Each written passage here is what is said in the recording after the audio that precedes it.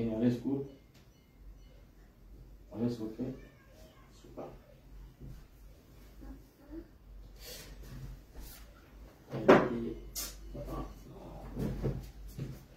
Jetzt mal ein bisschen okay.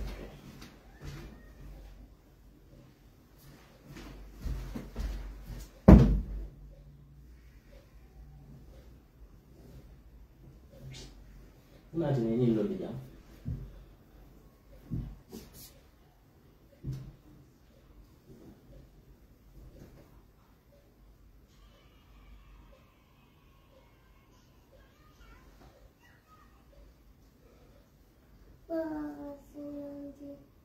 Abot.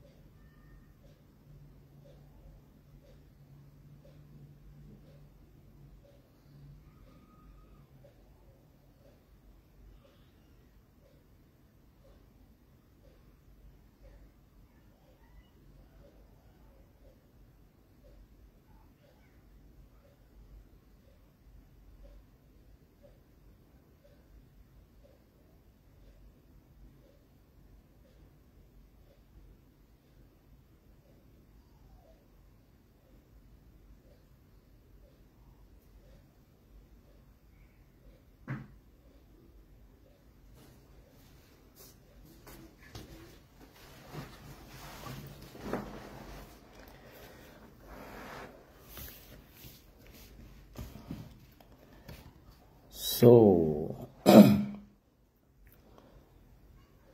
Animbara, Balbe control, I just left a short video, okay? Remember then Barona la Molla. Because Gambia betembo mento, it's the right time. Men kafoko we are neutral, alimentary political partito, but mbemu Gambia diunlet. It is right time aliyefunti nga lanyo kam nga President Barrow bondi. Ali nga lanyo kam nga President Barrow bondi. Ni momo imu Gambia diunlet. Gambia la kuole sula. Ilafta Gambia la Kairola, ilafta Gambia la Nyato Talla, ilafta ka Gambia tenkun ay sabati je. Alinga lanyo ka nga President Barrow bondi. Nimmo ya muta ko nyimu UDP quality. You are joking. As far as mbedi un lebe Gambia, na musol lebeje, ndokomal lebeje, mbadi un lebeje, mbamanyo lebeje. Pour que peace and stability ka maintain Gambia kono. Alinga kafunyo mga President Barrow bondi. Alinga Barrow bondi de. This man anala mulu ye menyitandi Gambia diunla. Alata jila nan santo. Kafo mole ko nyina musila kendoti nyinte sila kendoti. Malaikate jila nan kana Gambia diunu makoy ka Cairo sabatindi na Bangkoka. Andu membe mulbulu ha wala muko mo nyimala doko ane mo nyimala baro mo nyimala dua wala be jabirin Gambia ma barin sa fale ko civil arrest abe banko menika nabiyo mol jita dula dol tole ni Iraq nyol jube nabiyo mol bota jetole Syria nyol Damasco nyol hani nabiyo mobe jila damen abe saya nenela wala mu Damasco ti ko Nabila Isa lonna le menfo abe jila nan duma kana saya kuna na abe jila Damasco la fo bi te nyofaka Libya jomale dina ka tambi jela nyaade kelobe nyi misilme bankol bekan nyi dolbe je nabiyo molle bota jeto Nabilahi Musa ni Firauna la history aketa min tole Egypt banko kan problemo manke Egypt ba aketa jeto woto alinga nyimbula ko Gambia duale beje problem te kela je when nyabala ko problemo be create kan jomal le fond ba create kan na nyatun ko men yalon ko wolle nyanta problemo bayla Gambia banko kan wolle be problemo create kan Gambia banko kan adu Gambia diwne atelle bena kila toralate alinga hakiloto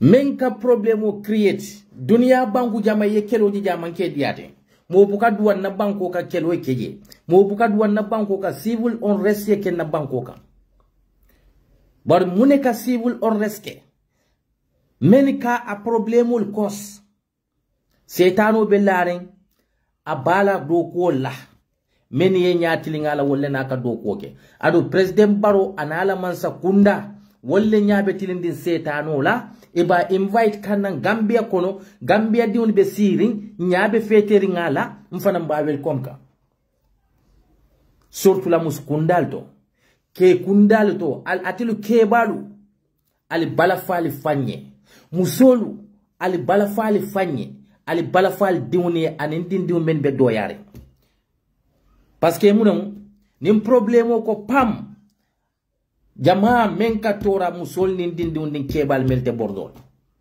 adu bi ni tata Gambia la society kono jube wo kebal lebe problème o create kan Gambia kono bawo kebal nyaabe problème o lale abe kos kan Gambia kono ete funti la ka kunta nyaato fonin tembo men na leta setano mamolonde setano ama mola woli yalong ama mola londi kulong ama mola fellon setano ma molonde tonyero corruptiono tilimbalia nyola ka nyola hakko taybul nyine ka problemo create bankol kan ye banko jebe civil unrest kono wala at kejeto bara manke ko ya ngani yale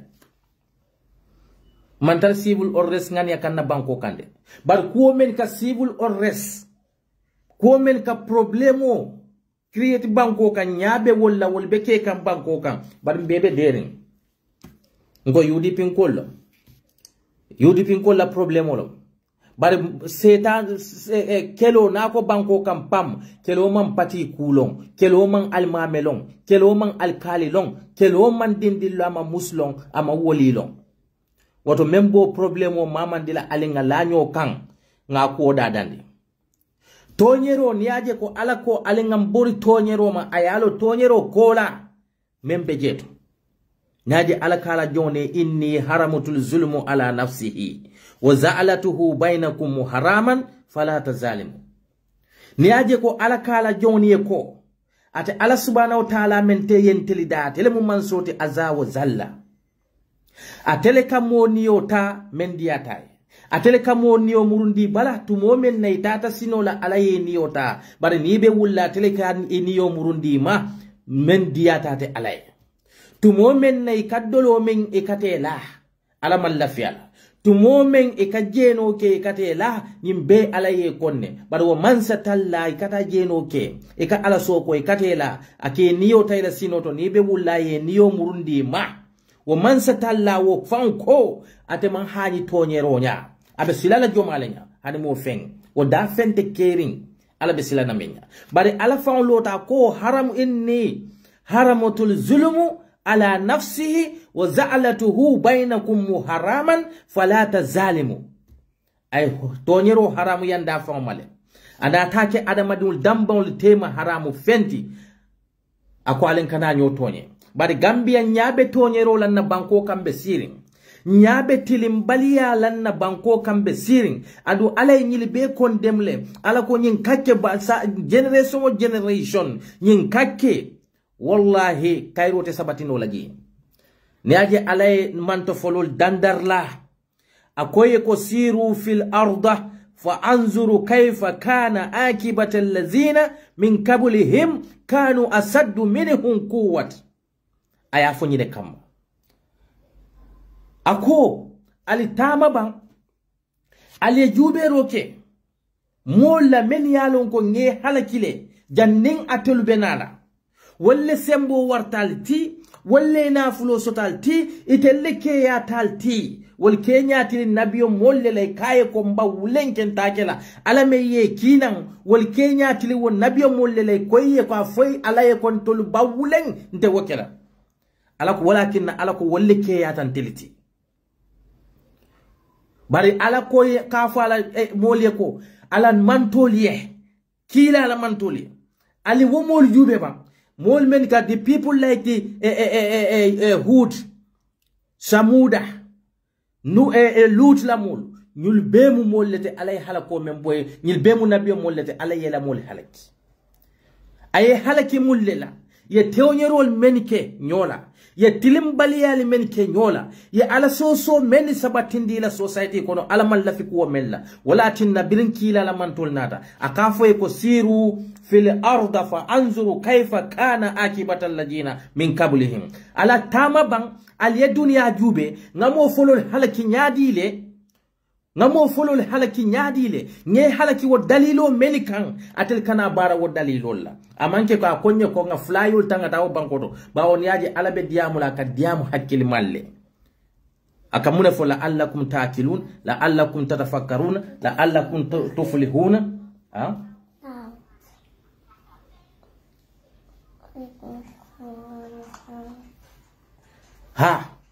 la allakum tuflihuna alaka diamu hakkil malle akomole ko altama alal hakkilo murundi bang mo fololi kan de umma folol men yalon ko tambita jannatil benala wolle la hakkilo warta wolle na fulo sotalti telle ke ya talti itelle fatiya talti ba alako ayol mutalaye halaki ni aja konye ko alinga mu hakkilo murundi wo mo folol kan purun kana wo mo folol la barol ke alaye halaki menika woton tol man tolu fontol ka karanne ba adamadi wo adamadi generation wo generation e buka karang ila pasla ala te fenku da jindile kanande wo kunene te kelanyin dunia kono men yalo kanene manke folo wala tinna qur'ano e everything be describe le hadiso e everything be describe le mo nyimmali e everything be describe men yalo ko ye alala silo noma woto alinga karam pasis la bari nafikiya membe Gambia kono bi wallahi alinga silan nafikiya nya alinga silan tonyero nya aniaje ala ko ma rabbuka bizalami lil abidi ala subhanahu wa ta'ala manke mansoti menka adama di tonye na len tonye tafaske bolage na mugos mu atele mansoti huwa fa'alu lima yurid atele ka ko ke mendi atate ala subhanahu wa ta'ala mote kuno laje nobody have audacity to question him why you did this bar wo ala fon ye ban tonyero la bar Gambia be lori tonyero la kambi bango iko be lola tonyero le kan iko be lola kaja firole kan iko be lola kamol hakole taybulu wo national nenete develop la ni aje kila konye ko wala tabakhadu wala tadajasu wala tahasadu kila nyim belo nyoka promune kama ala joni katu nyil mu fenneti wala mu bakhadu konnanteya hasadu kanyo hasidiya najasu kanyo konnanteya kuwol kono men yalon ko na adamadi yal dambol tema karla ko man diani malla fi karnyol wo kari men e malla fi ala ya kon for no reason ni ajube bi Gambia kono kunu momo ko ite ya jambe kelele bibe president barono manafi ko lo muyti momo ite ko ya jambele kele anybody iko ya jambele kele bibe president baro support ka you are a hypocrite alinkana nyonene alinga nafiki yalbula abala fasi wara ala kafo menna ko innal munafiqina fi darki asfar minan nar walan tazida lahu nasira ako nafikol be itelle betar la jahannaba dumalan kol be dumal ando asinake bala fati misilme dingo be jakobola ibe sunna ibe salila yena fa ite ke mol betar jahannaba dumala men yalon ko yeban ala ko wala ando Gambian be nyati len ka wo conditional ko NPP Gambia diwne alal hakilotu NPP to NPP momo be NPP kono mo kendole mo albo NPP kono NPP mu parti leti ate Cairo natin de la Gambia NPP mu setani patiolet NPP mu patileti natale kanna social cohesion katinyan dambawnu tema NPP natale kam mune dundi ya jambe ko men kenyim banko ka NPP fawne be ka akela katambi wala ni aje nganyim fali bi nyabalale ye musindi bay ya bay mune kan kay UDP den ko le dum ya bay mune kan ko aka Usain Dabu jamundan den kilo lela. Is that not a disgrace as a nation? Is that not an insult to our nation and our democracy? Hanya democracy fonyela apart. Fo muntel la society kono kulomba meya lo kanyanta kelale. Allah subhanahu wa ta'ala meyen telida. Ako ate mansata la fon ya fon tele famansha afali yaghfiru wa mansa afali yuminu. Nadiate ye kafiriya, nadiate ye limaniya. Atute tele bulu, that is your choice. Barama mo force dia ko yate alabato. So jomale mu adama duty. Ite yafo ko mo be nyanta bulale tele silole noma. Mo be nyante te appreciate lale. Wayata ko ala yala nabiyo mol men fon ki mo be mol appreciate. Including na fon bading. To nafikiya wole be NPP kono andun kufula Gambia no aliye NPP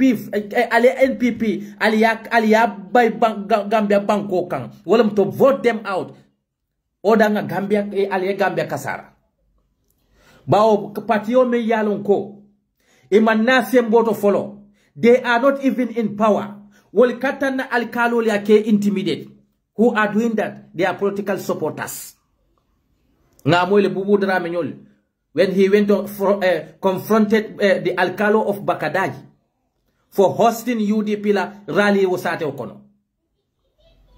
Nyili manke pati, nyili mantar semboto follow de. Gambiano alako alie karang. Alla pass mistake wala. Mbe karan nela nyadile. Nga example ta wo kol men yalo ko keta kune ye problem o kos banko ka bintel kana bula wo problem no manga avoid ila. But Gambian we are seem to forget so soon. Yeah. Molye mola jambando sunya jang. NPP ye mola Asan Jallo. Mbe ngalo na Asan Jallo was working under former agricultural minister Menketa Oje Jallo. Oje Jallo nyoli mola fertilizer sunya jang. Polisoli ya kesta. Iko wop case nye ya transfer ya Samba Justice Ministry. Well not a case nye transfer to the police. Maimuna Balde. Asan Jallo la muso. Wole mu NPP la National Women Mobilizer to be. Afundita yala fano city.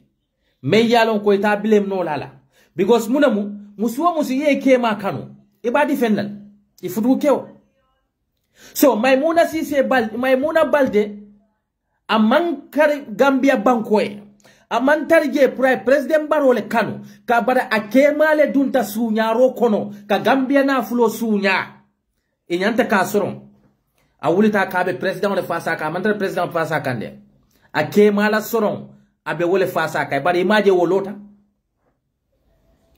moli sunya roke man sakunda ma wol bay na $820 million wole fele filling from GRA la kodo to the central bank wo kodo be fili dala so million keme say million moi wo mol be do ko la president Barrow la man sakunda ko na finance ministry billion tang anil lulu wole be misringe e malo kodo nyin keta dawda Gambia banko bela kodo.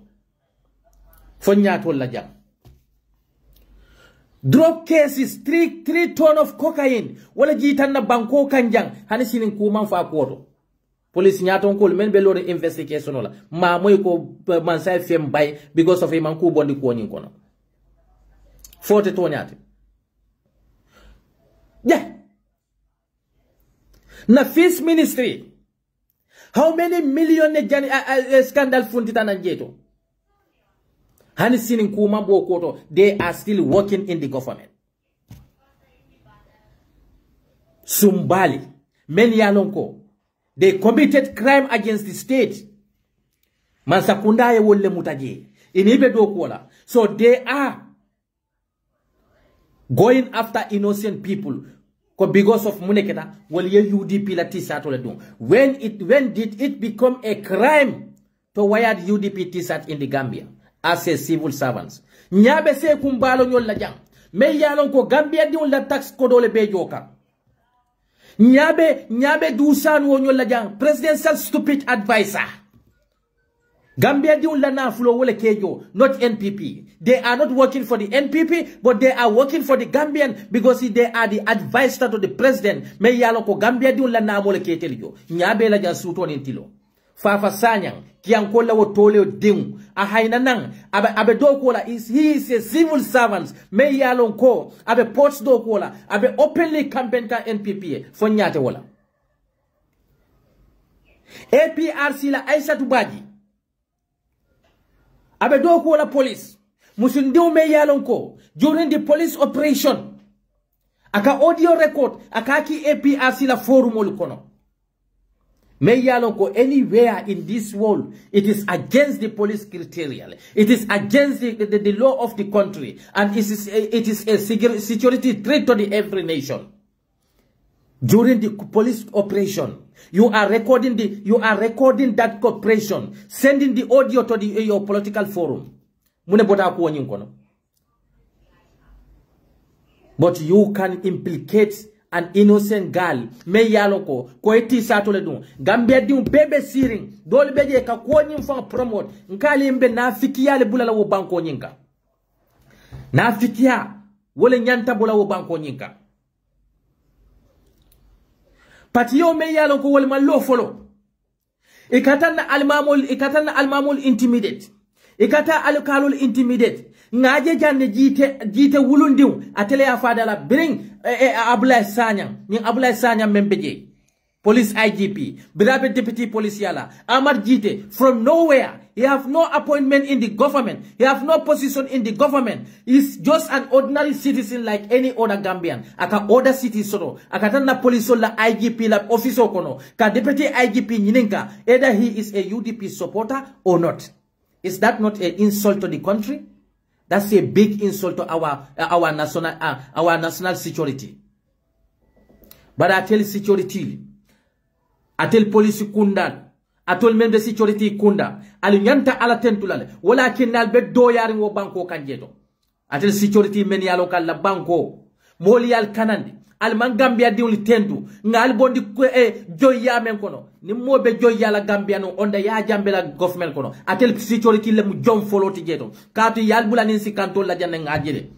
Polisoli yal bula gadi na kanto la jangajire. Polisoli yal bula saji kanto la, yal bula saji wafo la abuko, nga al bondi wo joya kono, al mansila moli nyal mamalu molba. I tell you are there to respect the law, to execute the order. But be aliyal fanke political animal sold. Yalo muneketa. Because na fikia membe wo bankoka. Ngajele ja moli lual tinya. Ikafa ha Gambia mu muslime banko leti. Gambia mu islamic country leti. Alinga balafa nyoy. Ite si balafa katambe ala subhanahu wa ta'ala. Ala meye adama diuda. Aye da ke bondi mani yato biri bota mani yato aye ke muneti subu kunturo biri aye bo subu kunturu yato aye biri bota mani yokono iketa yelo leti yele kunturo ala ye bondi wo yele kunturu yato aye samba mintole aye ke subu kunturoti abota subu yato aye kuloli kebala bira aye kulo kebala aye niyo fe kuna aye ke adama diunte yalo manso bala fa sorol de bara manda wodam bannade ana tetika akoy ko faddalnahum ala kaseeran mimma kalakina tafdila aye fisamante ande ala dafen o dafen ala ay adama diunti kaya fisamante diobe barwo ala wala jahannaba dada aya dada jomalle jinnolu adama diunte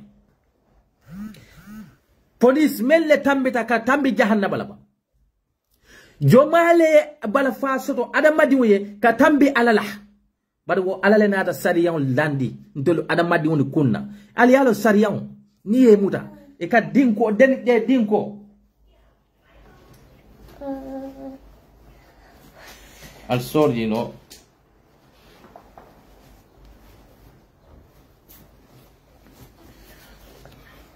sariya no yemuta ebe dinko le sinna foy counto ye sare foy counto ye berol taye bun e kuni nyaato e nun to foye fa daki ala le o sariyan jindi ngande ala le o sariyan foye tele be bala fa soto adamadi wuti e alati ba meye adamadi wunda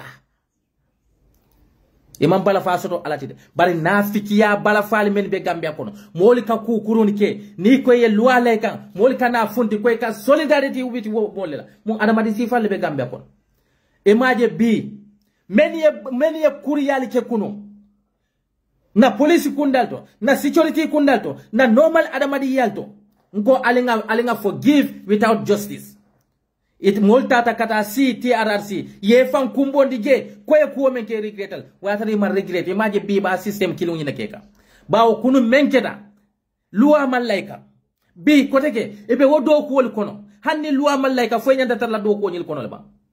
But because of our hypocrisy and our egos, wala atina nyim banko titano la nyato. For UDP diuni, wala manke Gambia diuni tiba. UDP diuni, wala buka na mojo banko kamba. Nyabe mola mole sunya roke na masa kunda kuna banko bela kodo. Nyaba la mole mola hospitalo, health sector la kodo yabe sunya yatala ngol tema. Hani sinin kutia fato mantea kodo. An innocent girl me yalo ko Gambia banko la kodi table na fen table abala do ko kekane amanke ko ala do ko neglect but ala crime ketament because of a UDP la tisa toldo mol be siri nyabe wo nafiki yalla wo banko ka walakin ante esa jawla ko momo yalo ko kunum ye kelo le ke te dun ko ye ya jambel kele ye ya jambe kele men kama wala mu ko abe ko men ke kan na banko kan wala man die bibe president barono may munafi kolet andi nyanta kamalu kafo mole ko kunun telle ya jambe kele jam ibe adama baronoma you should be ashamed of yourself. It doesn't matter who you are. Yalon Gambia ndesan mol ignorance ta amanda wo fanana tilimbalia na fikiya fasa wala be wo bankoka imaje bi mo men yalo kuni ye keroke bibe system okono ika kukunta onike ni mol ko be diamale ka fa he alin kana nyina kununna e kana nyina kununna jomale alabato katambi ibulisa men bi ni mol ya tofo mol ka fa la'anatullahi alayhi ala la danko be ibulisa ma ha jomale fisiata wotumo alaya takatambi ibulisa ni aje ko ala ko izkulna lil malaikatu asjudu li adama fasajadu lil malaika kullu illa ibulisa mune yono alal fanyininka katu ibulisa ay alabatule ay alabatu fani malaikol tate mixta nyokono walakin alaka wa izkulna lil malaikatu asjudu li adama fasajadu lil malaika kullu illa iblisa aba ashtakibaru ibulisa ay alabatu badala wo alabatu be kot labon kitay habba amansurati katu mudemu abu alabata ku kurune kon wato kunun ni yekeloke yekeloke geneyin risinol menna bi wo ku kilo lebe ke kayte ko mol kanema because kunu te keloke ila wo kunun kelo man nafaso ko teke alla wo kelol men aliyeke momo be president barono mabbi kunu ite ko yekelole ke ya jambela watola e munafikoleti e manke tonya moti ning ayatari te mu tonya moleti kunu yemen kele bi wala be keka what is the reason priye ya jambe kele kunu bare mandin koliko nim boro mamme to ko matulal bukalo e majal nafikolu ali keloke because ya rafan kunum ning ayatar no atele place so ya jambela masakunda kono tombi no atelle be molu fala katambi ya jambela bi mbe momen jalay kannu ko le mo faki ya jambe walle tilim bal yake Gambia diwla atel fanan disem system al bole keka ya rafan atel ni ya jambe be jattinin kati al bebo kurum al nyanta malulale al kallo Gambia diwne bi e be president barole noma e kallo Gambia diwne e ka fo e ko kunun de kelo leke e nyanta malule fanmal bar yalo kila sallallahu alaihi wasallam yolefo akoy jalam sastai fa asna ama sey atan ning adamadi umma malo sodo adamadi umma horomo sodo aka kule ke mendi atay. That's the reality.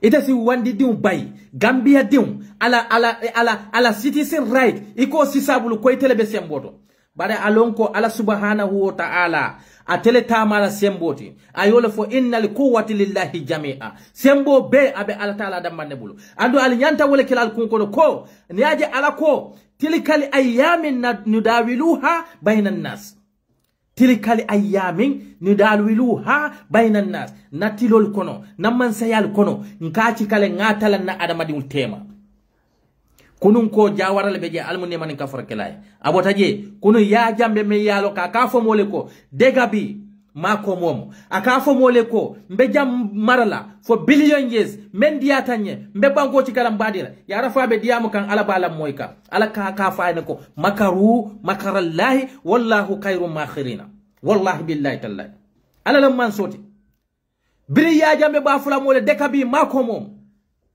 ala ka fay ko tata nyim bankoti katu bankomu ala talati abada dala mo man tarje mo mama koy mo ma ama koy fennate man sakilin atele ala banko dada e tata keno la wote ala koy makaru makhrallahi wallahu khairum makirina ibe la plano lakan ate ala bala plano lakan at the end atele la plano ka function because he is the master planner ya jambe be min to bile tumo men na ka fo gambia dune ko deka bi makomo bari mo hakilin don mo hakilin tan wala buka karanno the past mistake wala katum president baro be tembo men to bi e ka fo men na summum bukomum yum fahum la yarjiuna anya sitita a sondo mo sitita a hakilo sitita ala miro be botabulu katum mune keta man saya fata sondo mo kono e maje kuno nga ya jambe bon president baro e nyante fanyinin kala momo bi kunu ye ya jambe kele bi tebe president baro noma e nyante fanyinin kala why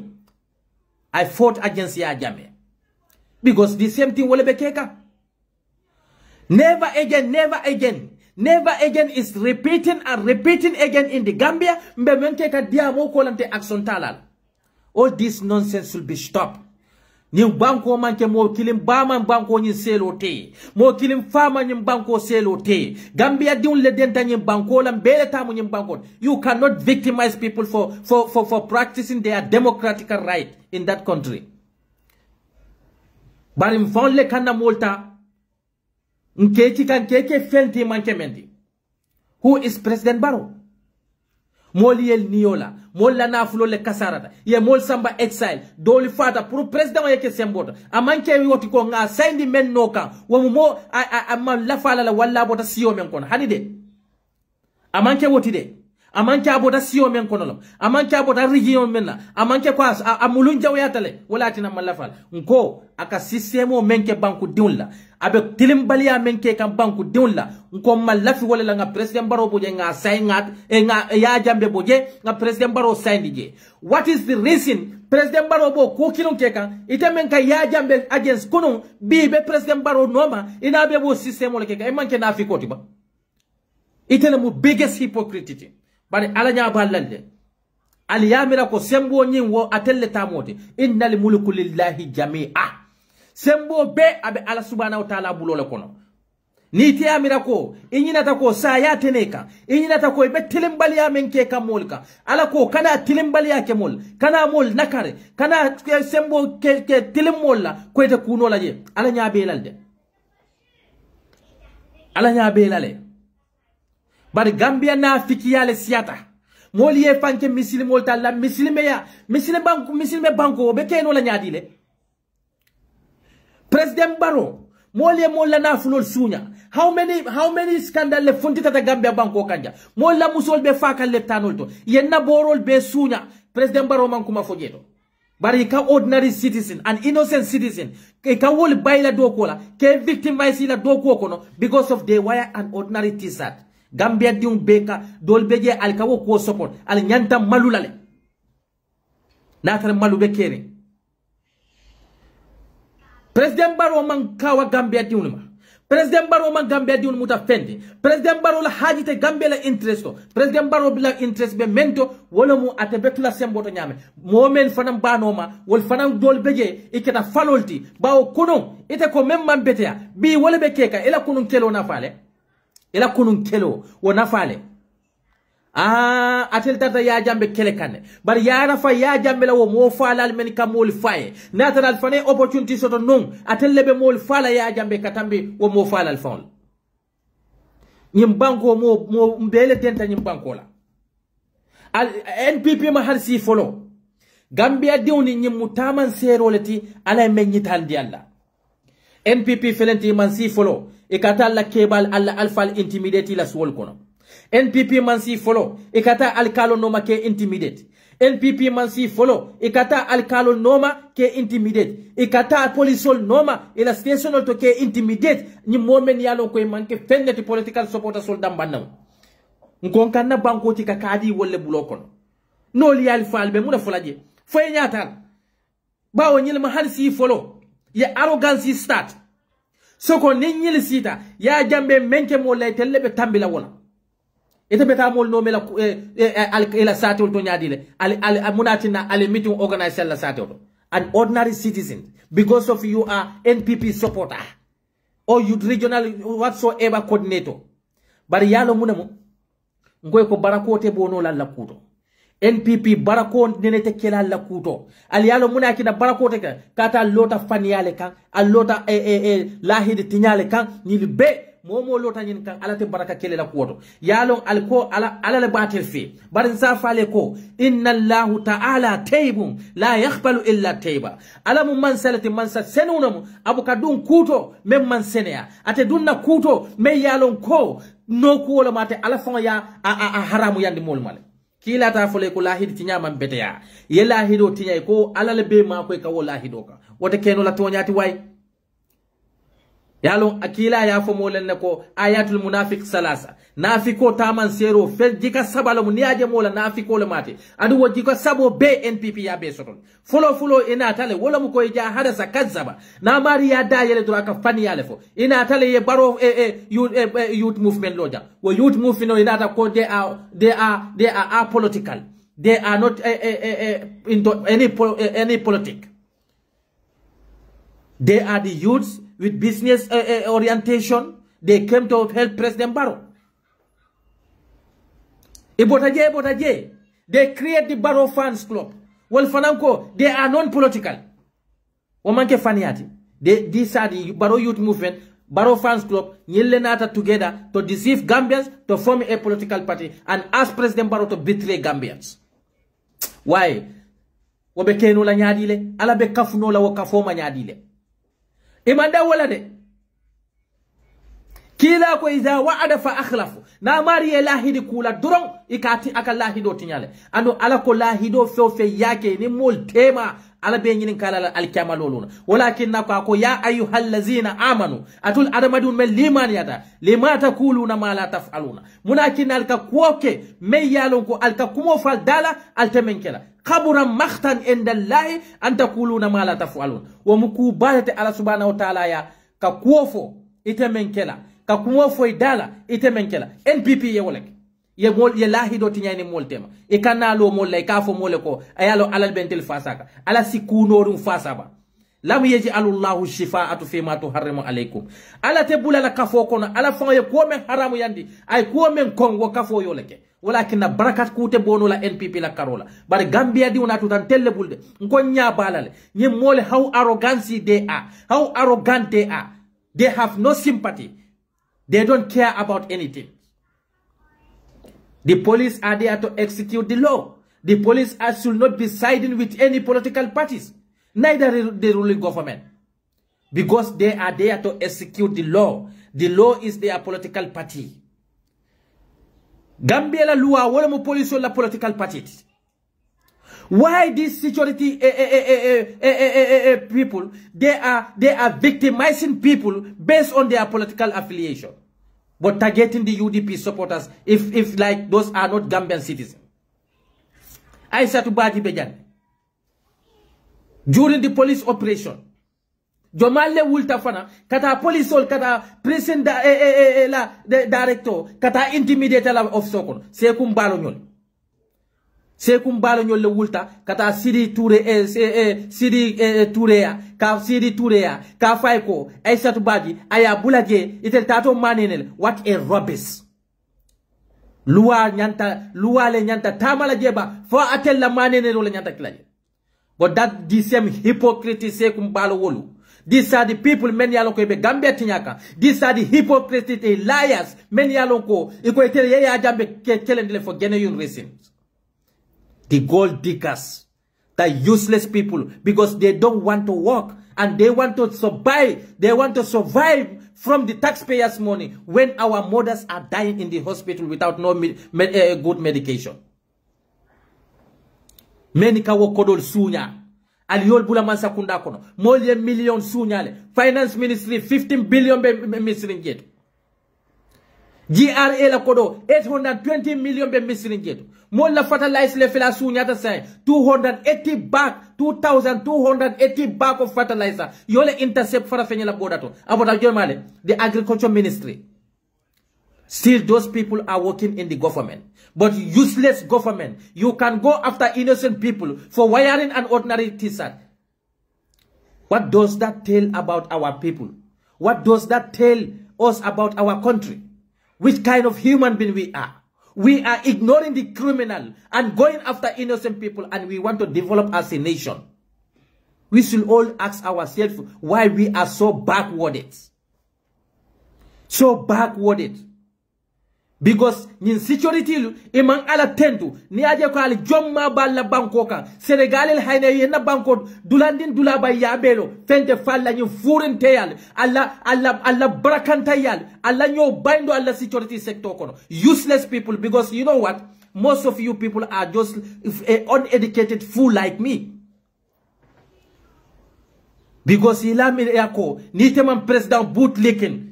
You cannot be nothing, because the certificate you are having, you forge it to get those works. Gambia duniyal bonde alla joya kono security furu no wala kinako economic nyol felesiri na bankoka ngali kanandi ya jambe manisi kantola ngali kanandi ya jambe la ba kantola ngali kanandi gadi na kantola al kana mul try ko ke kamol tunda another stupid dictatorship kono. But that will be over our dead body. Any security officer, Nyelong, we will go after you. We will make your life hell for you. So far, Ali. Aliyamirako, useless people. We have this 2019 to 2020 or 2020 to 2021. 32 murder cases. Still, ye mojo le mutaje. Perpetrator kono. No one. 19 robbery case. How many perpetrators were captured? No one. But all they know, going, reporting each other. Useless securities. Allah had you defend. No man can to bootlick the president because of the ordinary position. And who are paying you? Not the Gambians? Allah security, Allah salary, akabo baro la jibolo kono. For baro fire kodo le tujeba. Pour Allah security salary bala jibo kono ba. But Gambian taxpayers will wole bal joker. Aliko, you don't want to side with the law. You don't want to side with the citizen. But you want to side with the president and Abel use can follow political tool. Because aliyakelenu kuma lalka na fikia anin hasiria anin fanna balafa membe o banko ka wole be nyim banko tinyaka. Niaje ko bi albe ku kilu nyinke ka kuna le menke mol be ko never again. You are repeating it again because kuni yakel bi kuma keje han fe be system o nyinkono. Aliyamira ko alman ala tentu atul Gambia security al manke ala tentu lalte. A small country like Gambia, look at our security sector. Our everything is in the hand of Senegalese. Walakina, you were complaining about the food issue. I don't. Sometimes we can tell Gambia no found understand why we are addressing those issues for these securities. Because they are all 419. They don't believe nothing. All they believe palazzo. Alingana behavioral change. This country is belong to all of us. We all cannot be part of one political party. Everybody have right to support any political party you want. For dia kuyalamba, kabula NPP no maba. But atel ite Usman so, itele munyin Gambia problemot. Atel directol, al nafikolu. Anda be na nyim mandin kat din kuru men yalon ko etelle mu directol ni police nyaton ko nim fenkote al din kurum malu ngoli yal kanandi ya jambe ma bi kote ke albe bul akan disem fenko ni noma kamol victimize ali nyanta menkelal moti na security fele bi abe Senegal le bulokon al mamal wala na state house banko la kullo bebe damedo abe Senegal le bulokon you should be ashamed of that as a security officer. But going after innocent people for wearing ordinary t-shirt when the people are stealing they stole the millions from the national coffer. Gambia is a disgrace to this planet Mars. We are disgrace. It's so sad. Nimbango molbe patari nyamena. Health sector ala lolo e ba mo la musole fata tiwto president te diamula wala. There is no crime in the country today. Only UDP. Pour wole yeke banku diwti wala mo crime ti wo bankoka. UDP wole involve anything to wala mo crime ti wo bankoka. But useless government. Mo dantambe siri banko la kodo bela kabe kasare ete kuma fola jeto. Mo dantambe siri banko la se agriculture la nafulo la babe kasara ka banko ma fowolto hani saybe do ko la jeto. Mo falal bela bansa kunda kono. What does that tell you? What does that tell people about your government? Because your government is rubbish, and then atutatil Gambia diun lebulu. Barola mansakunda nale nyins mansakunda tambindi. Wallahi albe civil unrest jela nyim bankoka. Mark my word. Because ibe jikomen samba kam bankoka. Moltena sonna walla koteke. Batara yake da nyim bankoka ne mansakunda la kodol kasarata. Iman kuno wolto, iman step ta wolto. But you can take the step for the people to just to wear ordinary t-shirt. We should all be ashamed of ourselves. Konte la president benin ke kante. Birisita sanjilu. Eman 22 years brutality. Eman na maluo fauna. Ifelentiri wo momeni aloko Gambia diuni ye bondije. Iko eman na banko samba kanyame. Aman bete ya imaje bi non lebe muru kanyoka. Iko enika kuale sonoke. Fo ala be sinon laba. Ala manko mansati de. Wallahi ala to mansati president Barrow. Ebe tonyero menna Gambia kono abe dannale alhalon ko albe jikiri wo policeol mella albe jikiri wo sojarol mella e botanna family kordalle kono mbari ndiwlomu nkotollomu aliyamira ko you can use them anyhow you want. You are fooling yourself, President Barrow. I don't know which useless security will let which useless security will kill their brothers for you, or their mothers for you, or their sisters. That time has gone. Nim because of the security kajiki wole kan. Ebe nonsense okay kan. Atol NPP nalbe bu banku diwlet. Al lafta fe na wo banko kan mol fana bella fila walla. Wallahi billahi tallahi. Ali ready de. Nka lafta ya jambela system o kole back na. Mo malbalo men yalo ko kuni ka fo mole ko ndele ya jambe bonni nyim banko kan. Ebe President Barrow no mabi kuni ya jambe fight men na. Bi President Barrow bole kay bekeka ikela nafiki yallo wolleto. Yara fight mantana fight can because of after the well-being of the Gambia. No. But they want their selfish interests. The position of me yalonko ibani ninka ni ya soto ya jambe la masakundanu tombi nung ibulata ya jambe noma. You see how ungrateful some of the Gambians are. Very ungrateful people. Moliye teke fent. Ini mol denda. Ko systemo mamam betea. Moliye sindige yela na flol ke kuna. Ye ni yo laye. Iyo pala soto. Ita fanambo system kilo na keka. How ungrateful one can be. Baralingata. Nyim banko mumbela banko let. Na tinyata amantinya mo kilie. Na le malwa respect. Aliyamira ko alla loi respect bali amol fanam be wole tala atelier ka fo ko be loi respect la be mol continue to victimize people. We are here waiting you. Al balo nako al nimbota sate kilon leto al nimbota korda kilon leto al nimbota korda kilon leto. You cannot continue to victimize people for your nonsense phone call. No, that won't work. Gambia is for every Gambian. We are all equal in the eyes of the law. Ni ko be loi tale blokono as government. E telephone nyanta kala moti me yalon ka be loi execute la. So anyway, Mbedan na janne mbal bulala jam fo wati kote na banko lo na tinyata man tinya moy atinyata ni fol dambon le tel dambon le benyim banko dadala nga tonya sabatindi jeto, but not with the NPP government. Not with this NPP government. This government and their supporters, they are criminals. Because how can that be possible? You fight against something yesterday and you said it is wrong, and it is happening again and again, and you are supporting the same system. Which kind of human being you are? You are not trust to yourself. You are not honest to yourself. This country is for all of us. We should be honest to ourselves and come together and fight. What is wrong and what is right is right. When this country develop, it is not developed for anyone else but for us Gambians. We should not be Kafoko hambenyim party karle. Even nonsense to your fellow citizens. These are your brothers from the same villages, from the same cities, from the same compounds. You just have a political differences.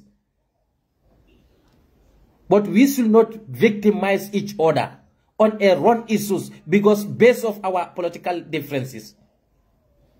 That is wrong. And no nation can be developed like that. Ninata West Jana. Because if men different kan, if men mistreat kan, if men maltreat kan, they are your brothers. When you went to civil servants, you see the different political party supporters there. Go to our nurses, go to our hospitals. You meet the different political party supporters. So if you want to bring the difference between the civil servants, how do you expect us to develop when those civil servants are the one working in the same offices? I don't know what is wrong with our intellectuals sometimes. And these are the people, Nkafoko, they went to schools, they obtained degrees. But any education that doesn't change the character of the human being, any education that doesn't reflect on your character, that education is zero. It doesn't have any benefit again. Naje ko kila ko mole ko talabul ilmu faridatu ala kulli muslim wal muslimat. Londo nyino farla yata muslime kewni muslime muso beleka. Amal londi sifa fojanto. Amam muslime londi fo, amam fem fo. Akole londo, bar londi wol londi ning ayata kabe adamadi una falal. Munati na yofo. Hani ala yafo ko hali yastawi alladhina ya'lam wal ladhina la ya'lam. Fomol ni mol be kanya no lalba mene londo soto ani men ma londo soto why niaje ala yo fo ala ya londe ko ni londo soto it should be reflect on your characters, but it ko karandal. You went to university, you obtained degrees, but it doesn't change anything on your character. That education is zero. It doesn't have any benefit for yourself, neither for the nation. The people are suffering. When you went to our hospital, go to Banjul and see. Talk less of Basse and Bansang. Go to Serekunda, the whole country. We have only two cities for CTG operating machines there. The whole country. When we are seeing the ministers are driving vehicles, many they cost more than $10 million. But the machine mantal leptano kono me yaloko. Those machines, they are less than even $500,000. Why can't we have sympathies for ourselves? Why can't we love ourselves? Ekadia mubankola kuola molka fundi keneni. Wo meni keneni tela kordal konoba. Ya jube ba wo dolfan beje mukabal wosoto. But he keneni munela because of he better found the right fight camp. What kind of self-hate is that? The people are talking about the lack of medicine in the hospitals. The people are talking the good educations. They are talking about the equipment of our schools. You insulting those people. And the problems that they are talking about, those problems are affecting you and your families too. When I see the people in diaspora here, many are not I'm NPP supporter. Iteni musu, ini dune, and baby see in diaspora. And you prefer the system that Gambians are living. Another man's daughter, another man's sons. You prefer them to be in that system. You should be a wicked soul. You are a wicked soul. It is in Angleterre. It is in German. You are supporting this corrupt government when your families are getting good education in the West. But the bad situation that our people are living, you prefer them. You said they deserve that system. You can see how heartless we are. ولكن على يولفو لو أنزلنا هذا القرآن على زبل لرأيته قاسيا متصدعا من خشية الله. نين آيات ركو أي نين قرآن وجندي كونكو لكونكا isaje ko konko be faram fente fo ala nyasilawna bare a felente adamadi usisoko no qur'ano be larinje adamadi kunko no ala la qur'ano be larinje ay ala long ay kila long bare ala nyasilaw ma a cencindino hey adamadi kila ko la yuminu ahadukum hatta yuhibbu li akihi ma yuhibbu li nafsihi al do kilin na limani yate timmanola al do kilin na kende yate timmanola al do kilin na muslime yate timmanola foni e kanu ke badi we fiona yemen kanu ifon. But the system that Gambians are living, nobody wish that for yourself. You don't wish for your children, you don't wish for your wife, you don't wish for yourself. Ite fon ma wisko mbari musol kata wulu damento ite membe England e ma wisi la muso eta wulu woto way ite membe America mtel bali kata la dame e ma wisko e ba ma ite la wole tan sifa kon.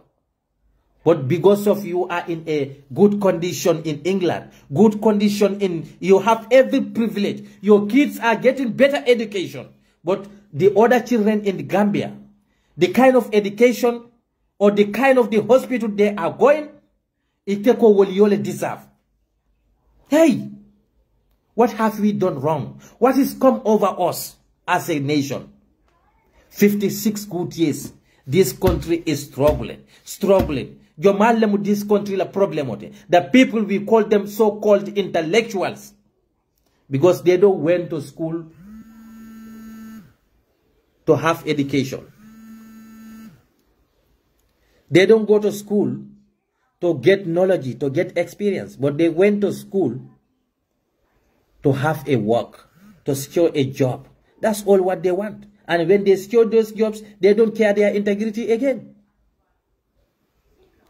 Anyway, bafulal be salamu alaikum wa rahmatullahi ta'ala ba dia molomu nindunda men kasila durali yali hakobo ndi nyem mawulu kama kamo doya kamo neni, but sometimes you solle kabo adamadi wudu kome mandi lonale afanya kullu bani adama qata adamadi bele ka mistake okay, but ninga mistake okay, let us accept our mistake and go forward.